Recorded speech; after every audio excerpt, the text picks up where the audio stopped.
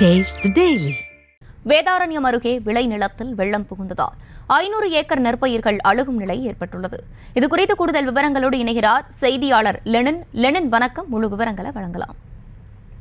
ஹர்ஷினி, நாகப்பட்டினம் மாவட்டம் வேதாரண்யம் அருகே உள்ள ஆயக்கரன் குளம், 4ஆம் சேத்தி, பஞ்சநதி குளம், நடுச்சேத்தி எல்லையில் உள்ள எல்லை வாய்க்கால் மற்றும் அதன் அருகில் சாலையும் செல்கிறது.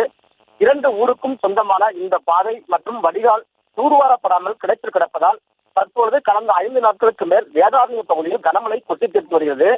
2 கிலோமீட்டர் தூரத்தில் உள்ள கடலுக்கு செல்ல வேண்டிய மழைநீர் கடலுக்கு செல்ல முடியாமல் பஞ்சநதி குளம், நடுச்சேர்த்தி பகுதியில் சுமார் 300 முதல் 500 ஏக்கர் நெல் சாகுபடி செய்துள்ள விளை நிலங்களில் மழைநீர் உட்புகுவதால் 5 நாட்களுக்கு மேல் வடியாத காரணத்தினால் இளம் சம்பா பயிர்கள் அழுகும் நிலைக்கு ஆளாகியுள்ளது. இது குறித்து பலமுறை மாவட்ட நிர்வாகத்திற்கு தெரிவித்தும் கண்டுகொள்ளாமலும், மேலும் வருவாய்த்துறையினர் மற்றும் ஊராட்சி நிர்வாகம் கண்டுகொள்ளவில்லை என விவசாயிகள் புகார் தெரிவித்து வருகின்றனர். உடனடியாக அழுகிய நெற்பயிர்களுக்கு ஆய்வு செய்து உரிய நிவாரணம் வழங்க வேண்டும் என அப்போது விவசாயிகள் கோரிக்கை வைத்துள்ளனர்.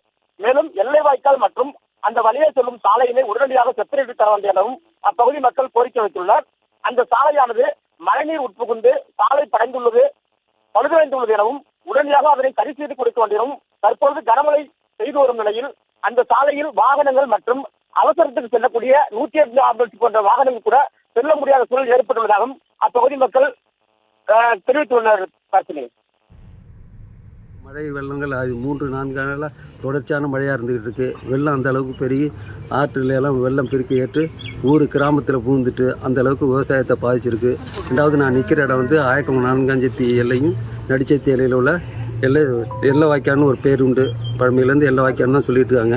அந்த ரோடு இதுவரையும் செப் பண்ணிட மாட்டுறாங்க. கேட்டால் பஞ்சாயத்து நடுச்சேத்திங்கிறாங்க, 4ஆம் இப்படியே சொல்லிக்கிட்டு இந்த ரோட்டை செப் பண்ணிட்டு செய்ய மாட்டுறாங்க. ரெண்டாவது இந்த வாய்க்காலை தூர்வாரி பண்ணாலே இந்த உடப்புங்கிறது போகாது. உடப்பு போகிறதுனால தான் விவசாயிகள் பாதிக்கிறாங்க.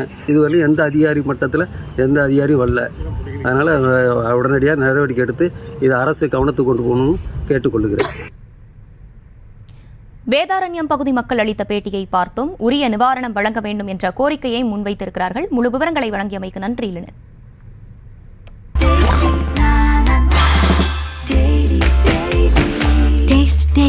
Taste the Daily. செய்திகளை உடனுக்குடனும் துல்லியமாகவும் தெரிந்து கொள்ள சப்ஸ்கிரைப் பண்ணுங்க.